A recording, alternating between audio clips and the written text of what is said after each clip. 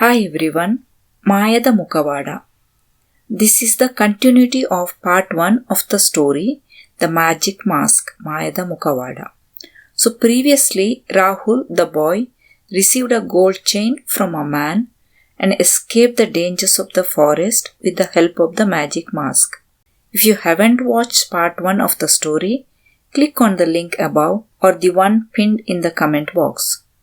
Now, let's see what happens to the gold chain. ಮಾಯದ ಮುಖವಾಡ ಕಥೆಯ ಮೊದಲನ ಭಾಗವನ್ನು ಇಲ್ಲಿ ಕೊಟ್ಟ ಲಿಂಕಲ್ಲಿ ನೀವು ನೋಡಬಹುದು.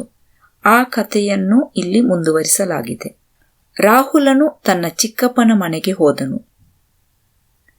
Rahul went to his uncle's house. ದಾರಿಯಲ್ಲಿ ಆಗಾಗ್ಗೆ ಆ ಚಿನ್ನದ ಸರವನ್ನು ತೆಗೆದು ನೋಡುತ್ತಿದ್ದನು.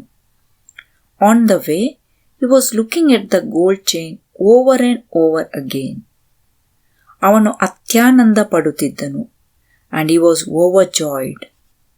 ಚಿಕ್ಕಪ್ಪನ ಮನೆಗೆ ಹೋದ ಮೇಲೂ even at his uncle's house ಆ ಸರವನ್ನು ತನ್ನ ಜೇಬಲ್ಲೇ ಇಟ್ಟುಕೊಂಡು he kept the chain in his pocket ನೋಡುತ್ತಾ ಇರುತ್ತಿದ್ದನು and kept looking at it. ಮಲಗುವಾಗ ತನ್ನ ದಿಮ್ಮಿನ ಕೆಳಗೆ ಇಡುತ್ತಿದ್ದನು.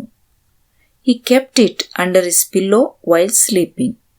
ಒಂದು ದಿನ ಏನಾಯ್ತು ಗೊತ್ತಾ? Do you know what happened one day? ಕಳ್ಳರು ಚಿಕ್ಕಪ್ಪನ ಮನೆಗೆ ನುಗ್ಗಿ ಎಲ್ಲ ಹಣ ಚಿನ್ನ ದೋಚಿಕೊಂಡು ಹೋದರು. Thieves entered his uncle's house and stole all the money and gold. ರಾಹುಲನ ಪ್ರೀತಿಯ ಸರವನ್ನು ದೋಚಿದರು. They also stole Rahul's favourite chain. ಹಠಾತ್ತನೆ ರಾಹುಲನಿಗೆ ಎಚ್ಚರವಾಯಿತು. Rahul woke up startled. ದಿಮ್ಮಿನ ಅಡಿಯಲ್ಲಿ ಕೈ ಹಾಕಿದ. He put his hand under the pillow. ಸರ ಅಲ್ಲೇ ಇತ್ತು. The chain was there itself. ಅದೊಂದು ಕನಸೆಂದು ಅವನಿಗೆ ಅರ್ಥವಾಯಿತು. Rahul realized that it was only a dream. ಮರುದಿನವೇ ತನ್ನ ತಾಯಿ ಮನೆಗೆ ಹೊರಟನು. Went to his mom's house the next day. ದಾರಿಯಲ್ಲಿ ಬೇಗನೆ ನಡೆದನು. He walked fast on his way. Magic ಮುಖವಾಡದ ಸಹಾಯದಿಂದ ಎಲ್ಲ ಪ್ರಾಣಿಗಳಿಂದ ಪಾರಾದ. With the help of his magic mask, he could escape unhurt from the wild animals. ಆತನು ಮನೆ ತಲುಪಿದ ತಕ್ಷಣ as soon as he reached home, ನಡೆದ ವಿಷಯವನ್ನೆಲ್ಲ ಅಮ್ಮನಿಗೆ ತಿಳಿಸಿದನು.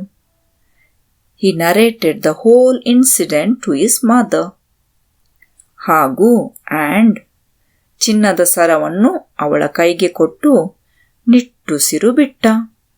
Gave the gold chain to her and let out a sigh of relief. ಅಮ್ಮನಿಗೆ ಸರ ನೋಡಿ ಆಶ್ಚರ್ಯ ಹಾಗೂ ಸಂತೋಷವಾಯಿತು. On seeing the chain, his mom was surprised and also very happy. ಆಶ್ಚರ್ಯ, surprised. ಅಮ್ಮ ಸರವನ್ನು ಮಾರಿ ಮಾಮ್ sold the chain. ಮನೆಗೆ ಬೇಕಾದ ಅಗತ್ಯ ವಸ್ತುಗಳನ್ನು ತಂದರು.